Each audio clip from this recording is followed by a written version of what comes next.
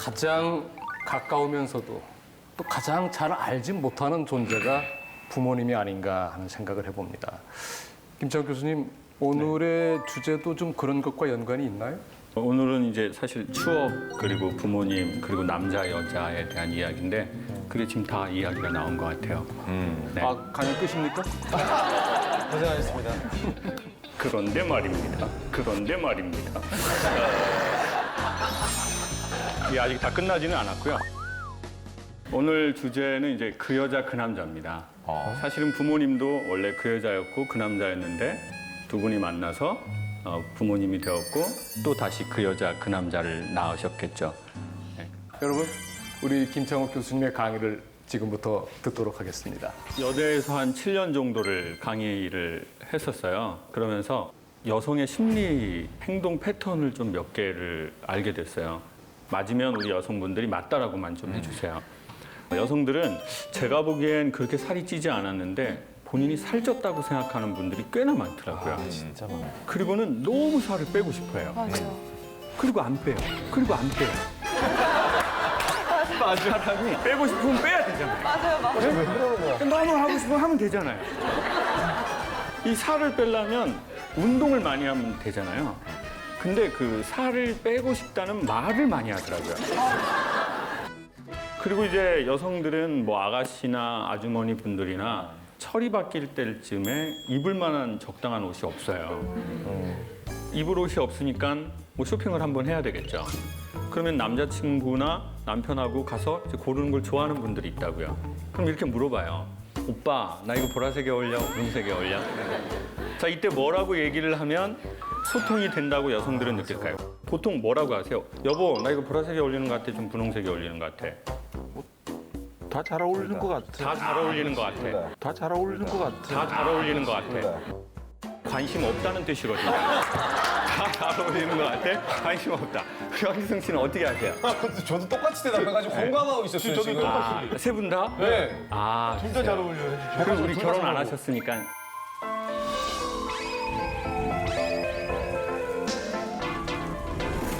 저도 다 잘 어울린다. 남자는 보통 다 그렇게 대답하지 않나요? 비슷비슷한 것 같아. 이제는 거기선 감동이 없거든요. 제가 소개해 드릴게요. 네. 남성분들 이거 어렵지 않고요. 이해할 필요는 없어요. 암기했다 발표하신다고 생각을 해요. 그냥 구구단이라고 생각하세요. 그냥 이사파 이렇게 하시면 돼요. 친절하게 하실 필요 없어요. 그냥 얼굴은 시크하게 내용을 되게 묵직하고 디테일하게 가는 거죠. 2초밖에 안 걸립니다. 해보겠습니다. 네. 여보, 나 보라색에 어울려, 분홍색에 어울려. 얼굴 표정 없애시고 그냥 이러시면 돼요. 보라색은 어려 보이는데 분홍색은 날씬해 보이네.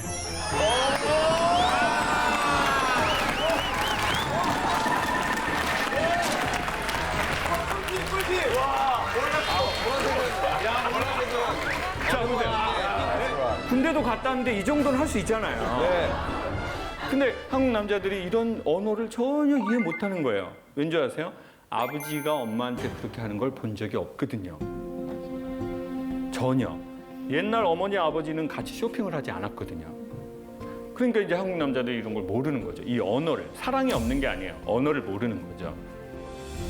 그런 남자와 그런 여자가 만나게 되면은요, 이제 문제가 생기기 시작하더라고요. 예를 들어 싸웠어요. 여자가 이렇게 말해요. 가. 오빠 가라고. 자, 이 말은 무슨 뜻일까요? 가지 말고 나를 잡아줘. 잡아. 난 명분이 필요해. 라고 말하는 거죠. 근데 남자는 이렇게 말하는 거죠. 가도 돼. 그러면 여자가 거기에서 가라고! 가라고! 그러면 이렇게 말하면서 가요. 네가 가라고 해서 간 거다. 네가 가라고 해서 간 거다. 난 잘못 없다.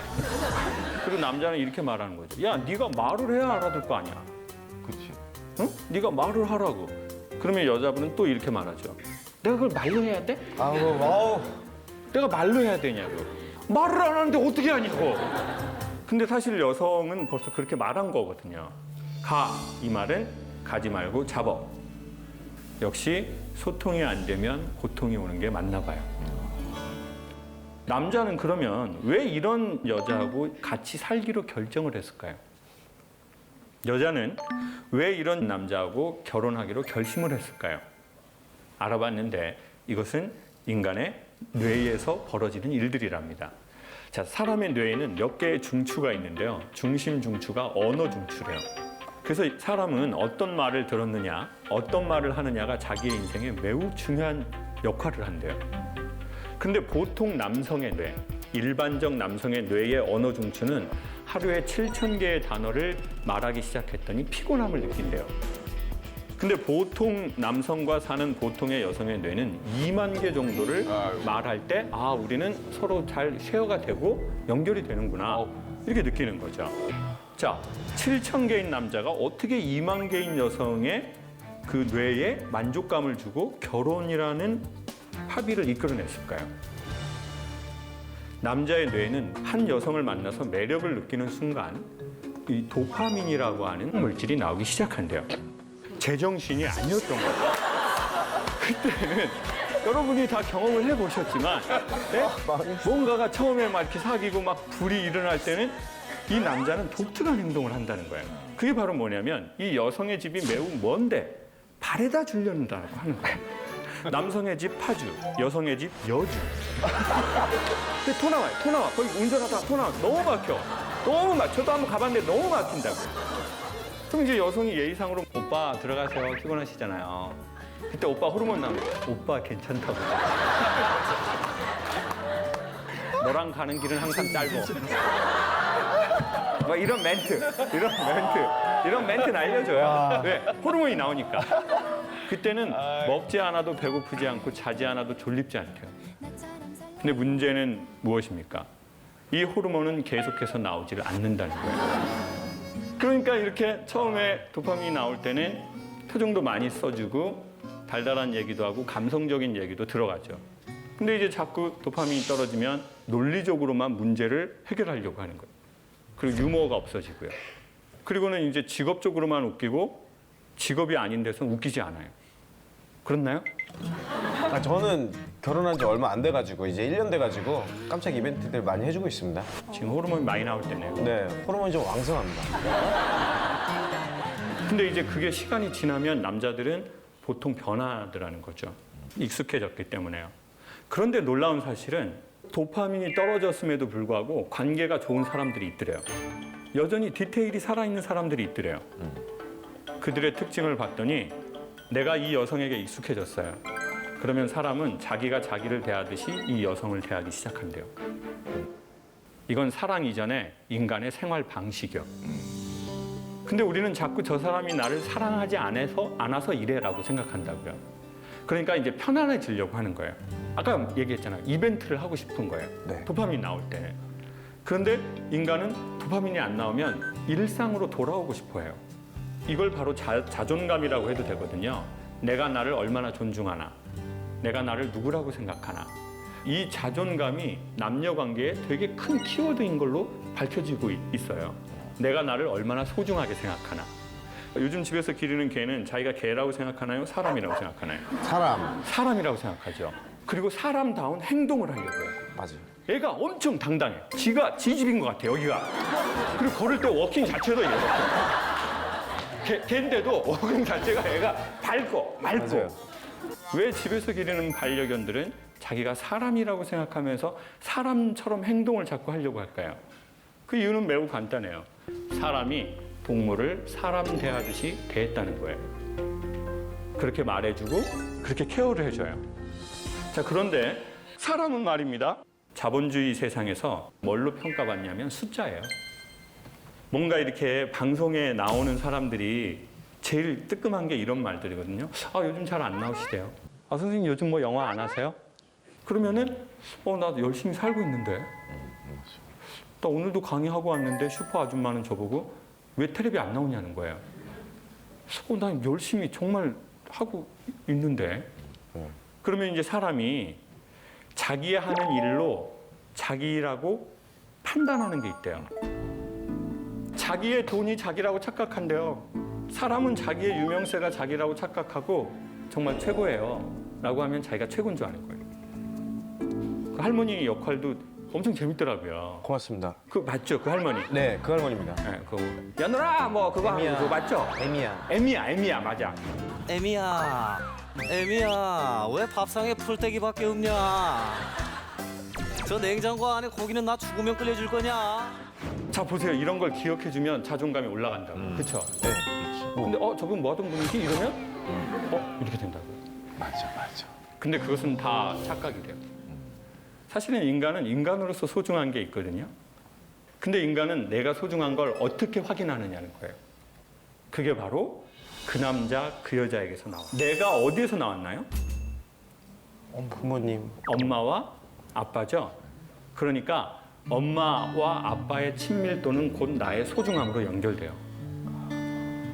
그리고 내 엄마가 내 아빠에 대해서 한 말. 특별히 우리 여성분들 엄마한테 어떤 얘기 들었어요? 아버지에 대해서. 너희 아빠 같은 사람은 흔치 않단다. 너희 아빠는 말종이야. 흔치 않아. 그게 여러분의 결혼 생활에 영향을 미칠까요? 안 미칠까요? 미쳐버려요. 그게 내 결혼 생활에 영향을 미쳐버린다니까요. 그리고 아빠가 너무 무시되는 짓을 많이 하셔요. 그럼 이 여성은 남자는 왜 저래? 이렇게 되는 거야. 왜 이렇게 철이 없어 우리 아빠는? 이해가 안 돼. 그럼 이 여성은 결혼에 대해서 두 가지 생각해요. 첫 번째, 난 결혼 안 해. 두 번째, 결혼을 의외로 빨리 해요. 그것도 더 희한한 것은요. 아빠랑 비슷한 사람하고 결혼할 확률이 높아요. 왜 그런가 봤더니 첫 번째는 아버지에 대한 연민이래요. 내 존재를 잊게 하신 분이거든요. 아무리 행위를 잘못하셔도. 두 번째는 아버지에 대한 길들여짐이죠. 사람은 길들여진 걸 자연스럽다고 착각한대요. 그러니까 난 아빠 같은 사람 절대 안 만날 거야. 엄마도 계속 그 얘기를 했는데 결혼하고 5년, 10년 지나 보니까 남편이 누굴 닮아 있다고요? 아빠를 닮아. 그래가지고 그때 내가 복이 없어. 난 남자 복이 없어. 아빠 복도 없고 그냥 남편 복도 없고 그냥 자식 복도 없고 그냥 이렇게 해서 자기를 몰아가는 경우가 있대요. 자, 그래서 엄마하고 아빠하고의 사이는 기본적으로 전 중요하다고 생각해요. 그리고 이제 결혼하신 분들 계시다면 부부가 다툴 일이 매우 많죠. 그렇지만 자녀 교육을 위해서 어떻게 하면 좋을까요? 다투고 싸우더라도 애들이 보는 앞에서는 피하고. 그렇죠. 애들 없는데 야산 같은 데 많단 말이에요. 애들 앞에서는 애들이 특별히 어릴수록 거기다가 욕을 하거나 서로를 비난하거나 서로에게 원망을 하거나 이런 건 정말 안 좋죠. 그리고 애가 엄마한테 이럴 경우 있어요. 엄마, 우리 아빠는 왜 저렇게 살아? 난 진짜 짜증나. 자, 이때 엄마는 누구 편을 들어주면 좋을까요? 아빠. 다 알고 계시네요. 아빠 편을 어떻게 줘? 아빠가 다 이유가 있어. 네가 아직 이해를 못해서 그래. 그러면은 이 여성은 어떻게 되는 줄 아세요? 그 앞에서 말을 이렇게 해요. 엄마도 짜증나. 이렇게 말하지만 나중에 이 여성이 남편이나 남자친구하고 관계를 맺을 때요. 상대적으로 남자 잘 무시하지 않아요. 자존은 내 부모의 사이에서 온 게 있다고요. 그리고 내 부모가 나에 대해서 뭐라고 해줬는지가 되게 또 중요해요. 어떤 사건을 당했을 때 우리 부모들은 우리한테 뭐라고 말했는지 이게 되게 중요한 거죠. 엄마, 아버지는 어떻게 만나셨지? 이런 게 어느 날 궁금할 때 있죠. 네. 그리고 이제 나이가 들어서는 뭐 엄마, 나 어떻게 났어? 이런 거 물어보죠. 네. 그때 뭐라고 얘기해야 될까요? 여기서 꼭 진실을 말해야 될까요? 니가 술 처먹고 들어가면 그냥 엄마 너 낳고 너 이혼도 못했어 아주 그냥. 넌 엄마한테 잘해야 돼 너는. 아우 찔려라. 그래도 좀 뭐라고 해주면 좋을까요? 엄마, 나 어떻게 났어? 너무도 사랑해서. 너무도 사랑해서. 그래서 좀 이렇게 하면 좋죠. 이렇게 엄마 우리 딸 낳으려고 엄청 노력했다. 그냥 엄마 너 낳고 그냥 노래를 정말 한 일주일을 불렀나? 그래서 저도 저희 엄마한테 엄마 나는 어떻게 낳은 거야? 좋지 않다. 너를 안 낳으려고 그랬어. 잉? 엄마는 너를 안 낳으려고 그랬는데 똑같다. 우리 집에 제사가 많아. 제사가. 그래가지고 형 하나로는 제사를 다 못해. 그래서 제사를 도우려고 너를 낳았어. 그러면 제가 그때 야 그러면 나는 제사 돕기 위해 태어난 아이인가? 그래서 제가 그때 좀 자존감이 많이 떨어지더라고요. 왜냐하면 자기의 태어남 자체가 환영받지 못한다는 건 우리의 자존의 중심부를 날려버리는 거거든요. 제가 엄마에게 물어봤죠. 엄마, 아빠하고는 어떻게 만났어? 그랬더니 매우 오래전에 할아버지 두 분이 이제 친구여서 결혼을 하셨대요. 두 분이 이제 술을 잡수시다가 그 자네 딸 우리 아들 주세 그랬는데 할아버지가 술이 취해서 그러세라고 해서 결혼을 하게 됐다고 그러더라고요. 세상에서 제일 슬픈 새는 그러세 같아요. 나의 의지와 전혀 상관없이 인생이 흘러간다는 것은 매우 슬픈 일이죠. 그래서 이제 결혼한 날 처음 봤는데 아버지가 귀가 안 들리시더래요. 시댁 식구는 한 뭐 10몇 명이 있고 종갓집 장손이거든요. 그래서 어머니는 이제 도망가기로 하셨대요. 그래서 이제 도망가려고 눈치를 보는데 이제 덜컥 이제 애가 생긴 거죠. 도망가려면 애를 가지면 안 됩니다. 얘만 낳고 도망가자. 덜컥 연년생. 하나는 외로워. 둘이 버텨라고 그러고 도망가야지. 덜컥 덜컥 덜컥 덜컥. 그래서 제가 6째가 됐어요. 그래서 엄마의 기구한 삶은 시작된 거죠. 저희 어머니는 아버지하고 되게 스타일이 다르시더라고요. 아버지는 되게 미국 사람처럼 생기셨어요. 어머니는 되게 그 몽골 느낌이 많이 나세요. 그리고 저희 아버지는요 되게 스타일리시하시고요.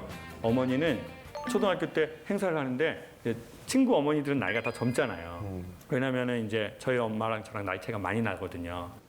엄마들이 되게 머리 커트 해가지고 날씬하게 해가지고 이렇게 딱 그 치마 정장 해가지고 오는데 저희 엄마 저쪽에서 그 몸빼를 입고 오시더라고요. 이런 패턴이었었어요. 이런 패턴이었었어요. 이런 큰 꽃이 많고 호랑이 같은 게 있었어요. 엄마는 아버지 때문에 힘들게 사셨죠. 아버지가 장애도 있고 이제 그림을 하셨기 때문에 매우 힘든 삶을 사셨어요.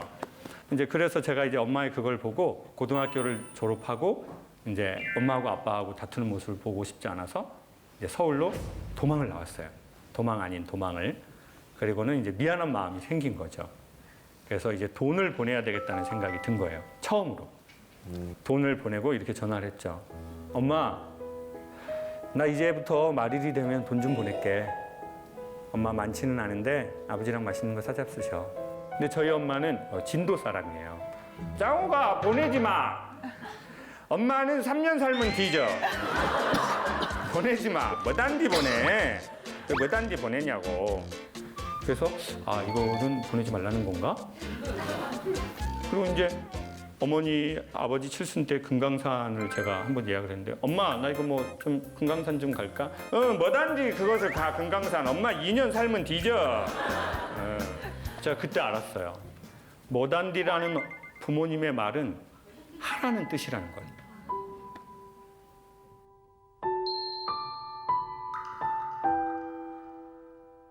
추석 때 이렇게 말하죠.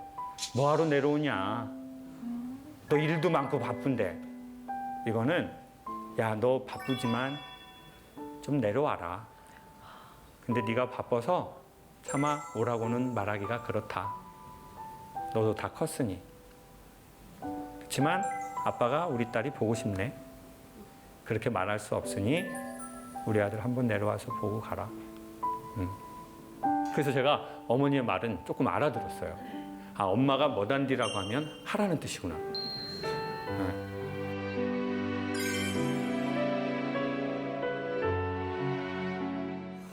그리고는 이제 문제가 아버지가 된 거예요. 저는 아버지하고 대화를 한 적이 별로 없거든요. 그냥 귀가 안 들리시니까요. 그리고 아버지는 술을 안 잡수시면 말씀을 안 하세요. 그리고 술을 잡수시면 이제 청각장애가 있으시니까 말을 크게 하시는데 연속 3시간 가능하세요. 근데 이제 계속 새로운 내용으로 업데이트 되는 건 아니고요. 했던 얘기를 또 하시고 또 했던 얘기를 또 하시고. 그래서 저는 술을 먹지 않게 됐어요. 저희 형은 아버지한테 너무 많은 상처를 받았나 봐요. 이렇게 나쁜 술은 자기가 먹어서 없애버려야 되겠다.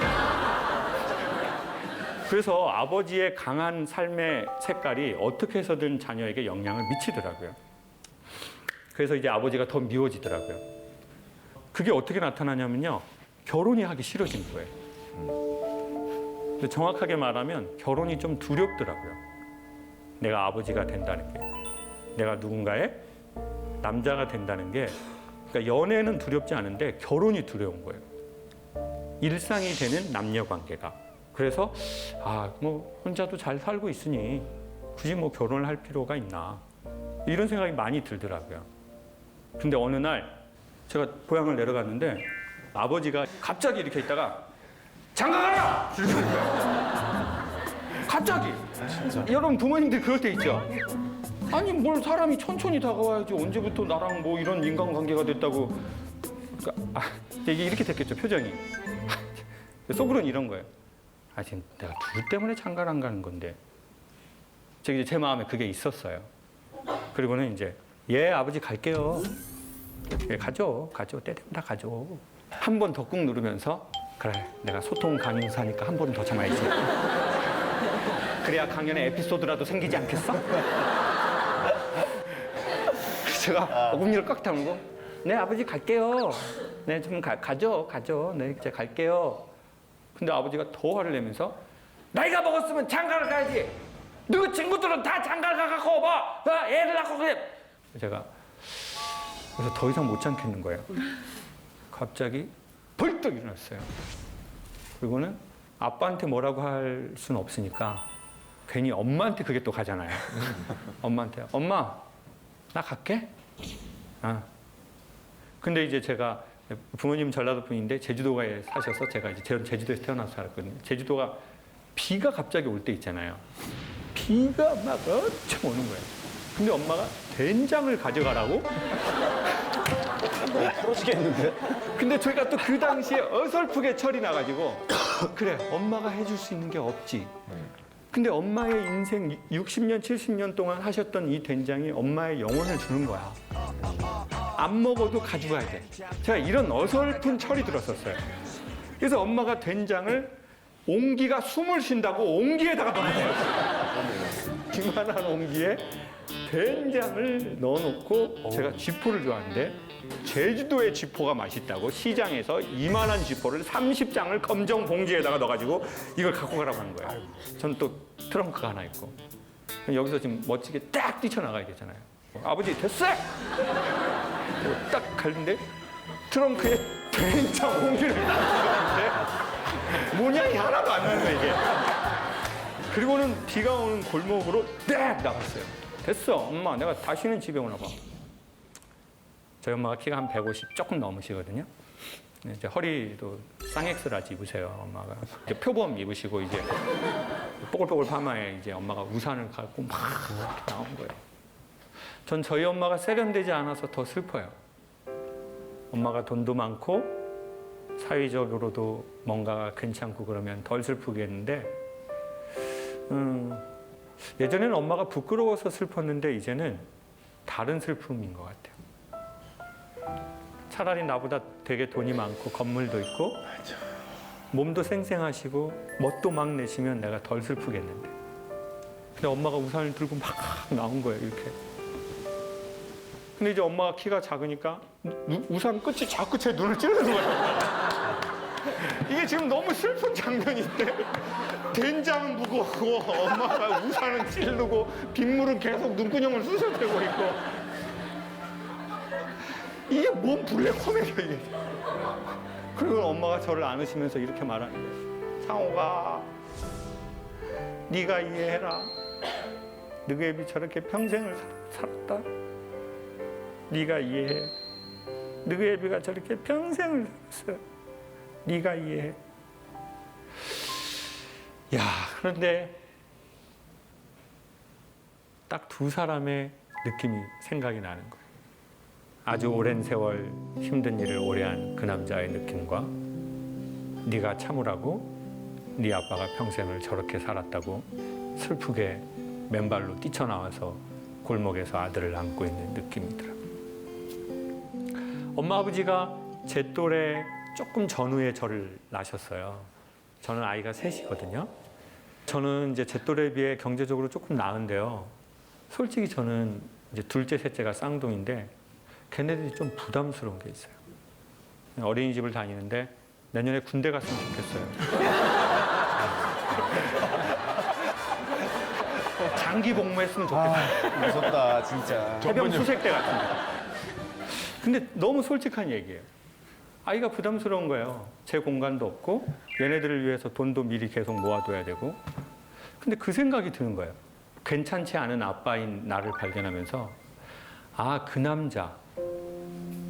귀가 안 들리고 노동일을 하고 자식이 6이고 어머님 먼저 돌아가셨고 아버지에게서 학대를 받았던 그 남자는 내 또래에 무슨 생각이 들었을까? 그러니까 아버지 말고요. 그 남자. 나랑 나이가 엇비슷한 그 남자는 그때 무슨 생각이 들었을까? 나랑 나이가 비슷하거나 나보다 어린 여잔데 아이가 6이고 자기의 취미도 없고 술을 마시지도 못하고 그 여자는 무슨 생각이 들었을까? 저는 스트레스를 받으면 자전거도 타고 바이크도 타고 가끔은 해외로도 여행을 가고 가끔은 명품을 사기도 하는데 그 남자는 스트레스를 받았을 때 무엇을 했을까? 그 생각이 제가 힘드니까 드는 거예요. 제가 부담스러우니까. 근데 어느 날 전화가 온 거예요. 여보세요? 제주도에 있는 한 치과래요. 그래서 제가 강의 의뢰하시려고요? 그랬더니 그게 아니고요. 저 아버지가 누구누구씨 맞으세요? 예, 저희 아버지인데 왜 그러세요? 아버지가 그 치과병원에 임플란트하고 뭐 치료 같은 걸 받으러 오셨는데 뭐 치료비를 저한테 낼 수 있냐고 물어보라고 그래가지고 전화를 했다는 거예요. 그래서 제가 나 아빠랑 안 친한데. 예. 얼마 나왔습니까? 그랬더니 아버지가 수입 재료로 하시고 싶으시대요. 그리고 신경치료는 금으로 하시고 싶으시대요. 그래서 돈이 좀 많이 나왔는데 아시죠? 치과 이거 하면 좀 꽤 많이 나오는 거예요. 저보고 내겠네요. 또 이렇게 정지 화면이 또 되더라고요. 이렇게. 예, 제가 하겠습니다. 잘 부탁드릴게요. 계좌번호 저한테 주세요. 그리고 전화를 끊으려는데 코디네이터라는 분이 그러시는 거예요. 그런데요, 할아버지가 전화 받고 달래요. 예? 저희 아버지 귀 안 들리시는데? 모르겠어요. 할아버지가 전화 받으라고 막 옆에서 큰 소리로 뭐라고 하시는데 어떻게 하실 거예요? 그러는 거예요. 저는 아버지랑 전화한 적이 없지 않습니까? 마치 신이 인간에게 전화를 했는데 당신은 이 전화를 받을 거냐고 물어보는 것 같은 거예요. 바꿔주세요. 근데 정말 아버지가 전화를 받으시는 거예요. 저는 가만히 있죠. 아버지가 소리가 안 들리시니까 뭐라고 할 게 없잖아요. 아버지가 이러시는 거예요. 막둥이냐! 아버지다! 그리고 마지막으로 이렇게 말하시더라고요. 아주 작은 소리로. 미안하다.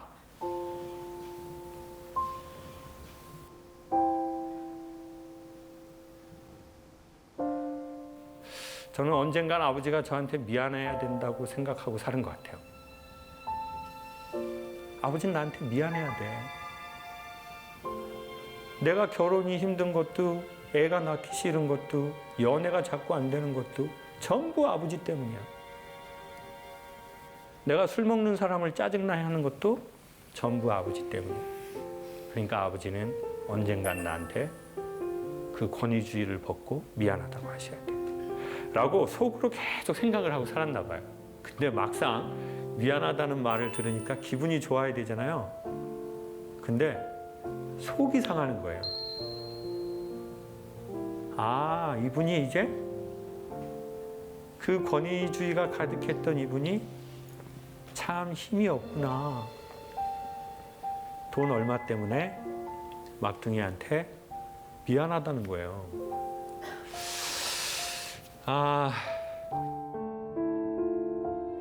저는 고향에 가면은 돈을 엄마한테만 드렸어요. 아버지한테 돈을 드렸더니 윷놀이로 사회에 환원을 하시더라고요. 그때 이렇게 마음을 먹었죠. 우리 아버지는 돌아가실 때까지 돈이 없어야 돼. 그래야 문제를 안 일으키시지. 나이가 드셔도 계속 문제를 일으키시는구나, 아버지는. 그래서 돈을 안 드렸는데 그 미안하다는 사건 이후로는 아버지도 윷놀이를 하시든 화투를 치시든 돈이 있어야 되겠다는 생각이 처음 들더라고요.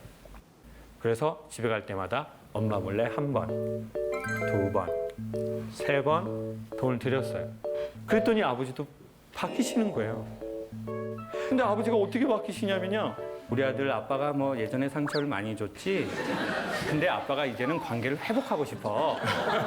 이렇게 다가오는 게 아니라 제가 집에 갔다가 서울을 가는데 공항에 나오시고 싶대요. 이거는 뭐 저희 집에서는 남북통일 같은 일이에요. 이거는. 아버지는 좀 이런 스타일 있잖아요. 자식이 오든 가든 딱 안방에서 절대 이렇게 움직이지 않으시는 스타일이에요. 엄마는 항상 표범 입고 나와서 우셔요. 공항에 나서. 늘 울 일이 많거든요.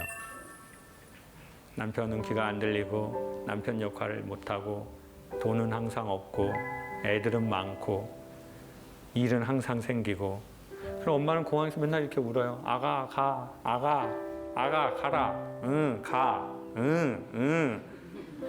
그러면 제가 이렇게 주민등록증 보여주고 딱 돌아보면 이제 엄마가 울고 있잖아요. 그럼 엄마 울지 좀 마. 이민 가나? 그리고 울 거면 공항에 나오지 마. 아우 나는 사람 우는 거 너무 싫어. 왜냐면 어려서 내가 감당이 안 될 때 엄마 우는 걸 많이 봤거든요. 나는 엄마를 도와줄 여력이 전혀 안 되고. 근데 이제 그날은 엄마는 무릎이 아파서 못 나오시겠다는 거예요. 그리고는 아버지가 저랑 공항을 가겠다는 거예요. 생애 최초. 제 의식이 생기고 나서는 아버지하고 단 둘이 공항을 가는데 이게 외국인하고 길을 걷는 것보다 훨씬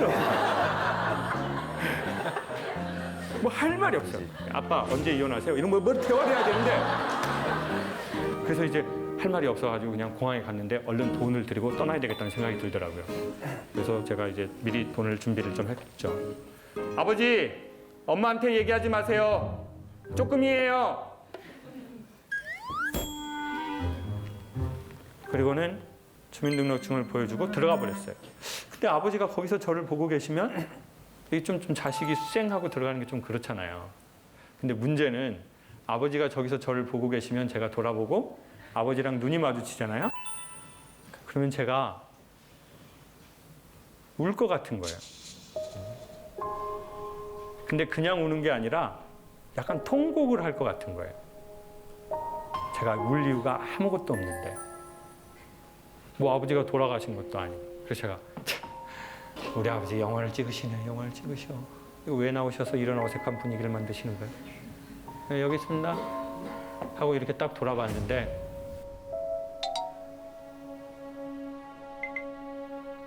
아버지가 한 발자국도 안 움직이시고 돈을 세고 계시더라고요.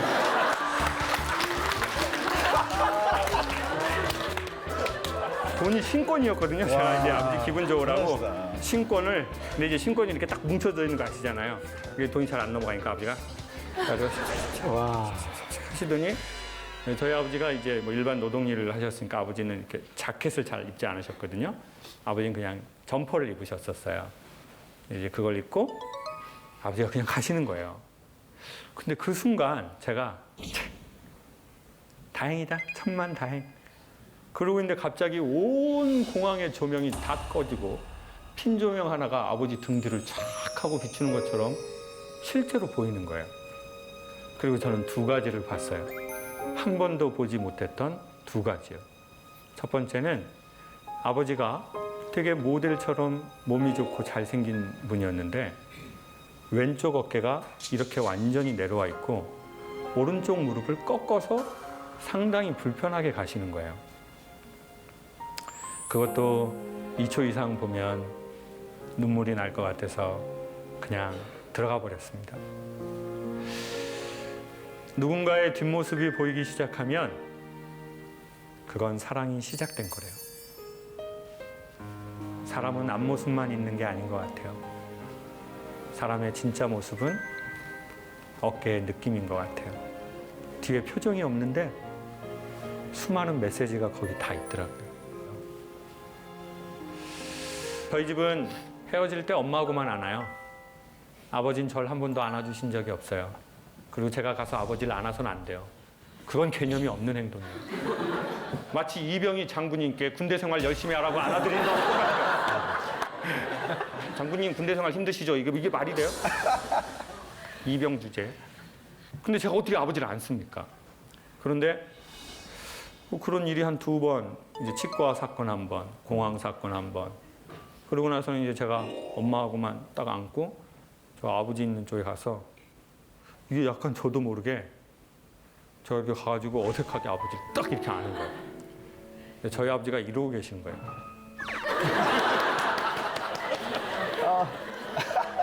뭐 0.1초도 안 돼요. 금방 뗐으니까.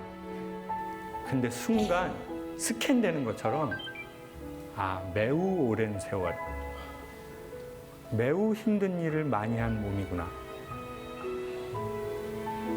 그 느낌이 들더라고요. 아, 그리고 나니까 가끔 엄마하고 전화를 할 때 예전엔 당연히 엄마하고만 전화를 하잖아요. 엄마가 귀가 들리시니까. 근데 이제 저도 되게 자연스럽게 엄마, 아버지 좀 바꿔줘.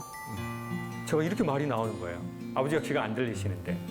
그럼 저희 엄마는 여보 전화 받아요 이러면 되는데 뭐다로 바꿔 저 연병할 놈을. 아따 받으시오 전화 박동희. 그러면 더 놀라운 게 뭐냐면요, 옆에 아버지가 있다가 아버지가 마치 귀가 들리시는 분인 것처럼 자연스럽게 와서 전화를 받으신다는 거예요. 가족들끼리는 그 느낌을 알잖아요. 전화로만 해도 이 집안 공기를. 그리고는 아버지는 항상 새 말씀을 하세요. 그땐 제가 이제 결혼하기 전이었거든요. 밥 먹고 차 조심하고 전화세 나온다 끊자. 제가 그때 그런 생각이 들었어요. 아니 우리 아버지는 무슨 뭐 맨날 이런 말밖에 못하나? 밥 먹어라, 차 조심해라, 전화세 나온다. 그리고 나서는 한국에 아바타라는 영화가 들어왔어요. 이 아바타라는 영화에 보면 나비족들이 있는데 이 사람들은 처음에 이렇게 만날 때 뭐라고 인사하는지 혹시 기억나세요? 맞아요. I see you. 나는 당신이 보입니다 라는 뜻이죠. 나는 당신이 보입니다. 그게 사랑이 돼요? 보는 거 말고 보이는 거예요. 근데 이 나비족들이 둘이 사랑한다고 I love you라고 얘기해야 될 때 거기는 I love you가 없는 거예요. 그런 단어가. 사랑이 없는 게 아니라 I love you라는 이 말이 없어요. 그리고 똑같이 뭐라고 할까요? I see you. 나는 당신이 보입니다. 이게 흔해 빠진 사랑한다는 말보다 더 사랑의 본질을 보여주는 것 같아요. I see you.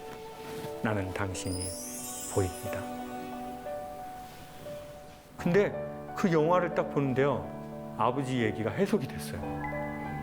저희 아버지의 어렸을 적은 밥을 먹는 게 당연하지 않았기 때문에 식사가 안녕이에요. 식사를 제때로 하는 게 그게 평안이죠. 그러니까 옛 어른들은 만나면 뭐라고 인사를 서로 하시는 거예요? 식사하셨어요? 그리고 헤어질 때 식사하세요? 그리고 우리 집에 오면 또 식사하세요? 이게 지금 계속 I love you라고 하는 거예요. 아, 내 아버지가 나에게 밥 먹었냐고 물어보는 건 밥 먹었냐는 말이지만 내가 네가 보인다는 말이구나. 아, 전화세 나온다 끊자라는 말은 창호가 너 바쁘지만 아버지 엄마 한번 보러 좀 와라. 그런 말하기가 자식한테 부담 줄까 봐 말하기가 쉽지가 않거든요. 그래서 아버지하고 사이가 저는 좀 더 많이 좋아졌어요. 여러분, 어른들의 언어를 이해할 수 있으면요, 제가 보기엔 어른들하고 친해지는 게 있는 것 같아요. 근데 전 사람의 언어를 왜 이해하지 못하는지 최근에 조금 알아냈어요. 사람은 내가 힘들면 남 말이 잘 안 들리는 것 같아요. 가끔씩 이렇게 부모님이나 얘기하다 보면은 저도 모르게 짜증나는 말투로 이렇게 말하게 돼서 이제 부모님이 상처 받으시잖아요. 근데 이제 저도 컸다 보니까 이제 부모님이 따로 말씀 안 해주시지만 저는 또 느끼잖아요, 그 상황을. 근데 그런 상황을 좀 어떻게 슬기롭게 좀 대처할 수 있는 방법을 좀 알려주시면. 군대 갔다 오셨죠? 예. 저는 이제 어려서 엄마한테 많이 삐졌던 것 같아요. 좀 못되게 한 것 같아요. 제가 뭐 사달라고 한 게 있는데 안 사주면 뭐 한 2, 3일 말 안 하고 뭐 좀 그런 스타일이었거든요. 네. 근데 이제 군대에 가가지고 강화도에서 근무를 했는데 이제 대민지원이라고 농사를 지으러 갔는데 이제 선배님들 몰래 전화를 한 거예요. 전화 한 번만 하게 해달라고. 근데 이제 저희 엄마가 감을 좋아하시거든요. 이제 아내 치아가 없으셔가지고요. 그래서 제가 이제 군대 가기 전에도 엄마 감을 한번 사드리고 왔는데 이렇게 전화를 딱 했는데 이제 부모님들은 아시는 것 같아요. 근데 전화가 왔는데 아무 말 안 하고 가만히 있잖아요. 제가 이제 그때 왜 말을 못했냐면 저기 딱 감이 보였거든요. 감나무에. 그런데 제가 이렇게 가만히 있으니까 엄마가 어떻게 하시고 이러는 거예요. 막둥이냐 이러는 거예요. 그래서 제가 엄마의 목소리와 감이 이렇게 딱 보이면서 엄마는 나야 이랬는데 엄마가 그러는 거예요. 우냐. 그런데 갑자기 저 홍시 수백 개에 엄마 얼굴이랑 내가 나이키 사달라고 그랬는데 안 사준 거랑 내가 아람단 하고 싶다고 그랬는데 엄마가 돈 없다고 안 해준 거랑 이제 집에 돈이 없으니까 그런 거 못하죠. 그리고 뭐 엄마한테 영안사전 산다고 돈 받고 한영사전 산다고 돈 받고 막 엄마한테 거짓말 친 거 막 온갖 그게 정말 그 감에 다 걸려 있는 거예요. 그럼 엄마가 이제 우냐. 그런데 제가 말이 안 나오는 거예요. 그리고 그냥 이렇게 딱 한마디 했어요. 엄마 감 좋아하잖아. 이씨. 근데 이제 고참이 그걸 본 거예요. 전화하는 거예요. 그래서 얼른 끊었어요. 그리고 나서 제대하고 나서 엄마가 하시는 얘기에 제가 아니요, 왜요, 싫어요, 못해요라고 안 했던 것 같아요. 그러니까 언젠가는 그때가 오실 것 같아요. 그리고 다만 우리가 바라건대 그때가 부모님이 살아계실 때 오면 좋은 것 같아요. 자기만의 때가 올 수가 있거든요. 자기만의 감나무 같은 그 때가. 근데 저는 그나마 다행히 어머니 살아계셔서 이제 온 거죠. 그래서 이제 계좌이체로. 사랑의 완성은 계좌이체. 아버지한테 돈부터 보내요. 돈 많은 사람은 부자고 잘 사는 사람은 추억이 많은 거래요. 추억은 웜홀 같은 거래요. SF 영화에 보면은 우주는 팽창한다고 그러잖아요. 아주 멀리로 가요. 그래서 빛의 속도로 70년을 가야 도달할 수 있어요. 저는 인간도 우주라고 생각해요. 부모가 자식을 낳잖아요. 매우 가까운 행성이에요. 근데 자식이 점점 팽창하기 시작해요. 그래서 부모로부터 멀어져요. 근데 이 속도가 팽창의 속도가 엄청 빨라요. 그래서 어느 날은 자식하고 부모하고 만나려면 이 거리를 너무나 많이 가야 돼요. 만날 수가 없어요. 그 마음들이. 그런데 이것을 매우 짧은 시간 안에 만나게 거리를 통과하는 게 웜홀이래요. 전 추억은 인간을 만나게 하는 웜홀 같다는 느낌이 들어요. 엄마가 그때 그 노래를 부르셨어요. 여자의 일생. 그러면 이제 엄마는 돌아가셔도 나는 어느 날 라디오에서 그 노래가 나오면 이게 엄청난 웜홀이 되어서 SF 영화처럼 그 시절로 돌아가 있어요. 내 온 영혼이. 그리고 엄마가 그때 바르셨던 화장품 냄새가 나기도 해요. 그때 이불도 보여요. 동백꽃 그려졌던 빨간 이불이 있었거든요. 이런 과학으로 설명할 수 없는 일이 그 순간 벌어지더라는 거예요. 여기 대부분 나이가 많이 드신 분은 안 계시고 젊은 분들이 많으시잖아요. 부모님이 더 나이가 드시기 전에, 부모님이 돌아가시기 전에 부모님하고 웜홀을 만들면 좋을 것 같아요. 근데 웜홀을 통과할 때는 중력을 1을 지으라고 하면 7G, 8G, 그러니까 중력의 7배, 8배의 이 눌림이 있대요. 그러니까 웜홀 통과할 때 배우들이 어떻게 되죠? 얼굴 표정이 막 이렇게 하고 거기 들어가잖아요. 추억을 쌓는 데는 그냥 쉬운 게 아니라 돈도 내고 시간도 내고 어색함도 내야 되는 것 같아요. 근데 지금 이 웜홀을 만들지 못하면 부모님이 우주가 내 우주랑 멀어졌을 땐, 그리고 나중엔 결국 가장 먼 이 시간은요 죽음이거든요. 이 끝과 끝을 어떻게 만날 수 있단 말입니까, 인간이. 근데 그것도 만날 수 있는 유일한 워멀은 추억이죠. 아빠하고 뭔가 한번 했던 추억, 엄마가 부르시던 노래, 아버지가 부르시던 그 노래. 부디 바라건대 우리의 부모와 우리의 자신이 너무 우주가 팽창돼서 멀어지기 전에 그들을 만날 수 있는 워멀들을 마련해 보면 어떨까 생각합니다.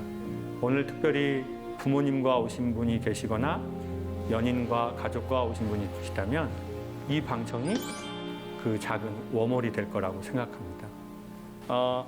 부모님에 대해서 우리 다섯 분은 좀 어떤 생각이 좀 드세요? 김한석 씨는 엄마하고 아버지하고의 그런 워멀이 좀 많이 있으시죠? 아까 그 교수님 말씀하시는데 그 뒷모습? 예. 거기서 가슴이 너무 먹먹해지더라고요. 제가 얼마 전에 부모님이 이제 80이 넘으셔서 아버님도 연로하신 데다가 어머님이 이제 잘 못 걸으시니까 아버님이 부축을 해야 돼요. 근데 제가 아이를 이렇게 유모차를 끌고 6교를 건너서 버스를 타셔야 되는데 유모차니까 이제 6교를 같이 못 건너가잖아요. 어머니 아버지 올라가세요. 그러면서 이제 올라가시는데 아버지가 어머니의 지팡이가 돼서 서로 부축해서 그 6교로 올라가시는 뒷모습이 가슴이 찢어지는 거예요.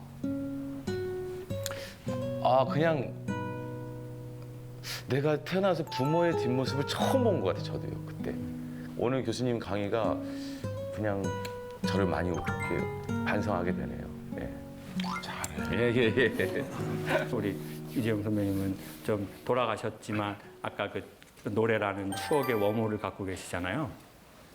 지금은 제가 노년이 얼마 남지 않은 나이기 때문에 제가 저 나이가 됐을 때 어떤 모습으로 내가 살아가게 될까 이런 생각들을 자주 하게 되는 것 같아요. 오늘 선생님 강의하신 내용 중에서도 개인사를 말씀하시는데 굉장히 저하고 오버랩되는 부분이 많이 있었어요. 그래서 특별히 또 강연도 가슴 깊게 다가왔고 되게 그립네요. 오늘 또 돌아가면서 좀 술 먹을 것 같아요. 부모님 생각하면서. 그러면 가능하시면 어머니하고 아버지한테 영상 메시지 한번 하실까요? 왜냐면 다른 분들은 대부분 살아 계시니까 부모님이.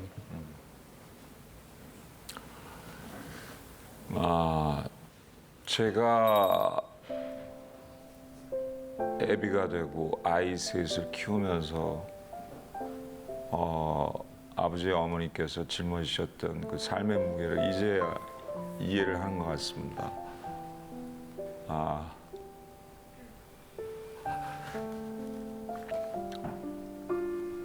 어떤 산을 넘고 어떤 강을 건너오셨는지 이제 너무 확연하게 다가와서 두 분께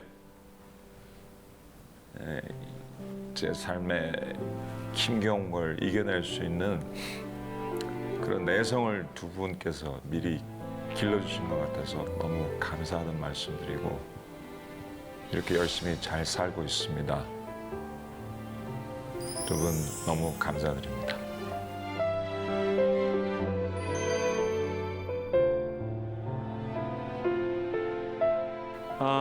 오늘 강연은 좀 괜찮으셨습니까?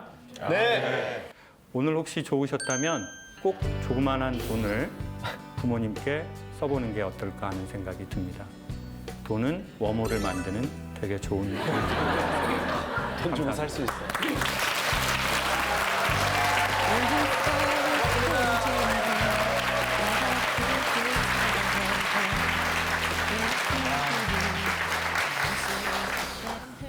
부모님에 대해서 얘기를 좀 나눠봤습니다. 저는 부모님이 안 계십니다. 어머님이 돌아가신 지 10년, 아버님이 돌아가신 지 8년. 보고 싶습니다. 보고 싶을 때마다 제 집 거실에 아버지 어머니가 같이 찍은 사진, 그리고 아버지 어머니의 또 독사진들이 있어서 보고 싶을 때마다 사진들을 봅니다. 근데 정말 슬픈 게 있습니다. 부모님에 대해서 얘기를 좀 나눠봤습니다. 저는 부모님이 안 계십니다. 어머님이 돌아가신 지 10년, 아버님이 돌아가신 지 8년 보고 싶습니다.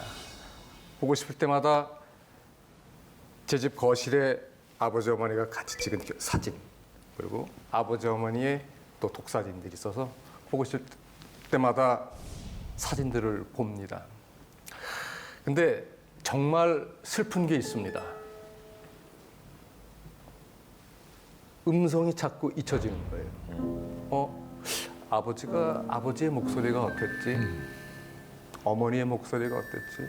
사진을 보면서 그 보고 싶은 마음은 달랠 수가 있는데 음성이 들리지가 않으니까 그게 자꾸 잊혀져 가고 생각이 안 나는 게 가장 슬퍼집니다. 오늘 이 강의를 통해서 아버지 어머니에게 전화 한번 걸어 주십시오. 아버님의 음성, 어머님의 음성을 들을 수 있는 그런 귀한 시간을 오늘 갖기를 개인적으로 바라겠습니다. 몇 달 전에 외가 쪽에 어른이 돌아가셨습니다. 아이는 7살이 되니까 사람이 죽는다는 것을 정확하게 인식하는 것 같더라고요. 그리고 둘이 침대에서 자는데 저한테 묻는 거예요. 갑자기 아빠도 죽어요?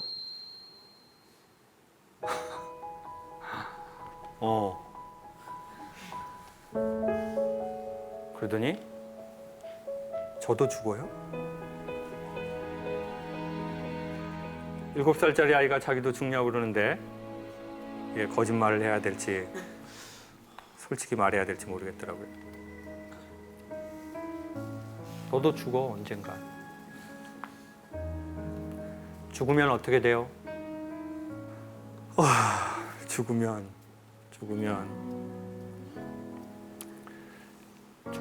천국 가. 근데 너 그전에는 서로 못 본다? 오랫동안. 그러니까 건강하게 오래 살아야 돼. 그러려면은 하기 싫어도 운동 꼭 하고 야채를 많이 먹어야 돼. 야채. 요즘 야채를 안 먹더라고. 그리고 웬만하면 너 사이좋게 지내야 돼. 아이가 1분도 안 되는 순간 죽음에 대해서 다 들어버렸습니다. 마음이 어떤지 저한테 등을 돌아서 눕더라고요. 그리고는 영화보다 슬프게 말했어요. 아이가 1분도 안 되는 순간 죽음에 대해서 다 들어버렸습니다. 마음이 어떤지 저한테 등을 돌아서 눕더라고요. 그리고는 영화보다 슬프게 말했어요. 아빠가 죽어도 전 살고 싶어요.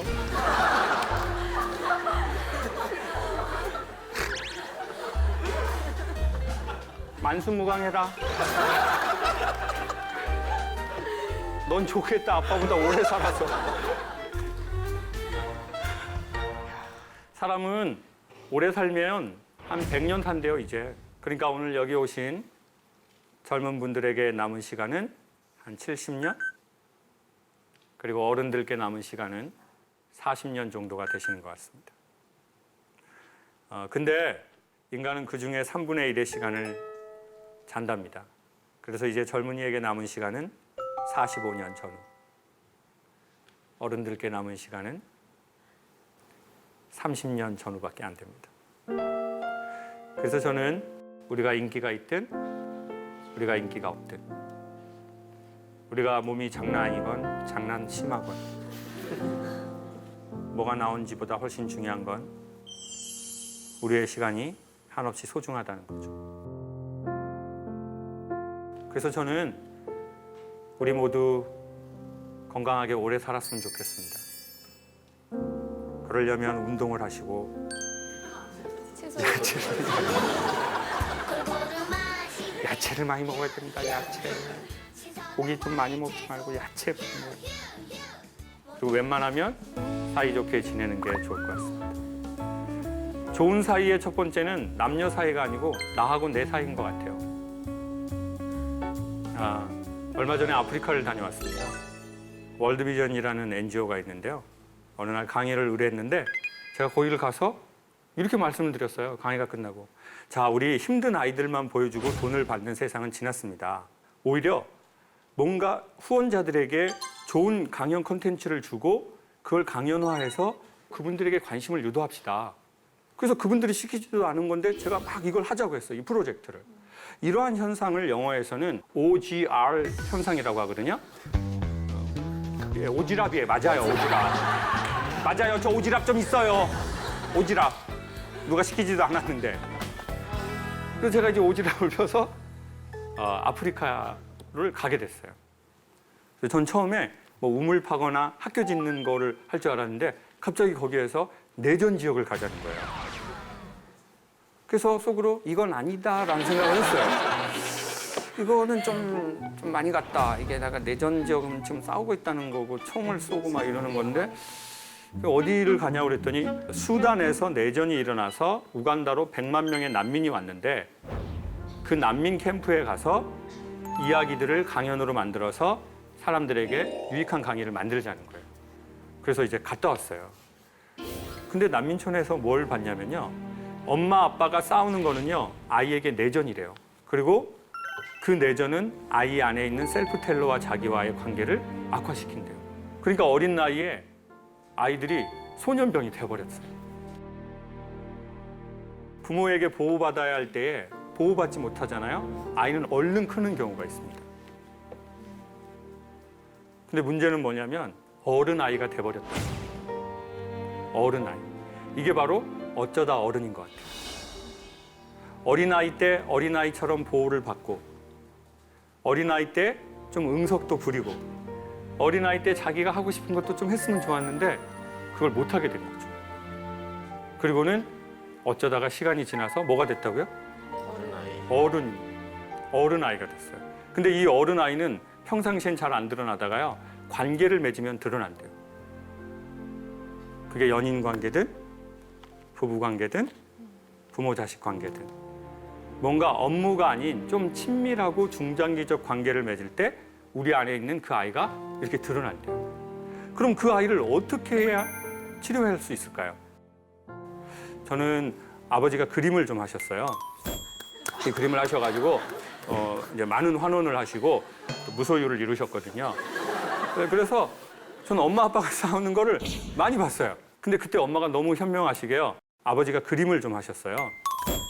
이 그림을 하셔가지고 이제 많은 환원을 하시고 또 무소유를 이루셨거든요.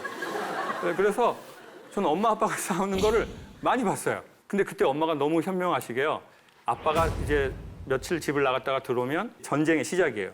그럼 얼른 저보고 도망가라고 그랬어요. 그래서 저희가 도망가면서 무슨 마음이 들었을까요, 그 아이가?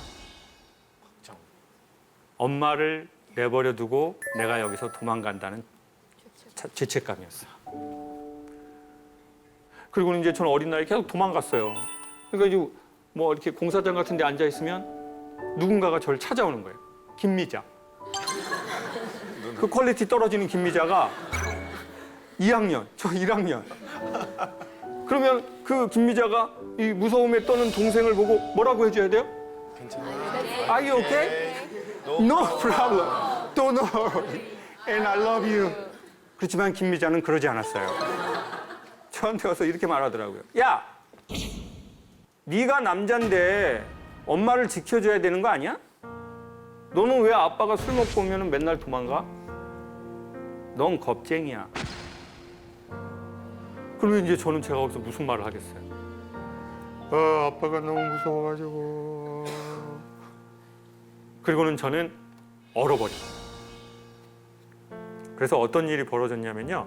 나이가 먹고 내가 이 사람하고 좀 불편하잖아요? 그럼 도망가 버리고. 저 사람하고 싸울 것 같잖아요? 그럼 아예 말을 안 해버려요.